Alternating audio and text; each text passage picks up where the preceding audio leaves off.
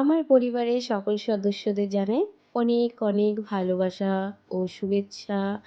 আশা করি বন্ধুরা তোমরা সকলেই খুব ভালো আছো। আর তোমাদের জন্য আমি আজকে ছোট্ট একটু ভিডিও নিয়ে এসেছি। আমি আজকে একটা বাটা মাছের ঝাল রেসিপি করে দেখাবো। আমি এখানে বাটা মাছগুলোকে ধুয়ে পরিষ্কার করে ভালো করে নুন হলুদ মাখিয়ে রেখে দিয়েছি। এইদিকে আমি একটা পেস্ট তৈরি করছি সর্ষে পোস্ত কাঁচা লঙ্কা দিয়ে। পেস্টটা তৈরি হয়ে গেলেই আমি কড়াটা বসিয়ে দিলাম। কড়াটা গরম করে এর মধ্যে আমি তেল দিয়ে দিচ্ছি। তেলটাকে ভালো করে গরম হতে দেবো, নাহলে মাছগুলো লেগে যাবে। তেলটা ভালো করে গরম হয়ে গেছে, আমি এর মধ্যে একে একে মাছগুলো ছেড়ে দেবো। মাছগুলো ছাড়ার সময় খেয়াল রাখতে হবে যাতে গ্যাসের ফ্লেমটা কম থাকে, নইলে তেল ছিটকে গায়ে লেগে যেতে পারে। আচ্ছা, তার মধ্যে আমি মাছগুলিকে দিয়ে দিলাম এবং ভালো করে ভাজতে দিলাম। মাছগুলো ভালো করে ভেজে দিচ্ছি। আর বন্ধুরা, তোমাদের যদি ভিডিওটি ভালো লেগে থাকে তাহলে অবশ্যই করে একটা লাইক একটা কমেন্ট করে যাবে। আর মাছগুলো আমি এবারে উল্টে দিচ্ছি। এদিকটাও একটু ভালো করে ভেজে দেবো মাছগুলো। মাছগুলো ভাজা হয়ে গেছে, এবার আস্তে আস্তে আমি মাছগুলো তুলে নেব।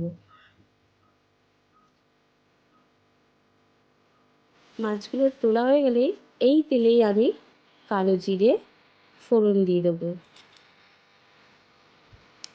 কালো জিরে ফোড়ন দেওয়ার পরে একটুখানি ভেজে নেব। কালো জিরে ভাজা হয়ে গেলে এর মধ্যে আমি তৈরি করা পেস্ট, যেটা আমি সর্ষে পোস্ত কাঁচা লঙ্কা দিয়ে বানিয়ে রেখেছিলাম, এর মধ্যে দিয়ে দেবো। এর মধ্যে দিয়ে ভালো করে একটু কষিয়ে নেবো যাতে গন্ধটা চলে যায় কাঁচা। একটু ভালো করে কষিয়ে নিচ্ছি।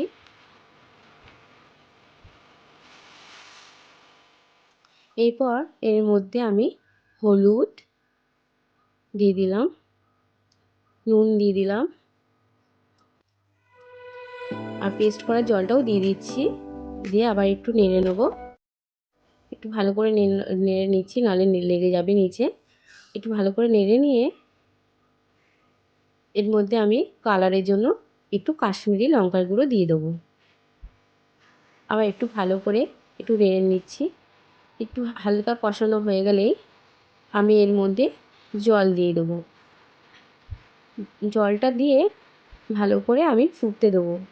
একটু ভালো করে ফুটে উঠলেই আমি ভেজে রাখা মাছগুলো এর মধ্যে দিয়ে দেবো।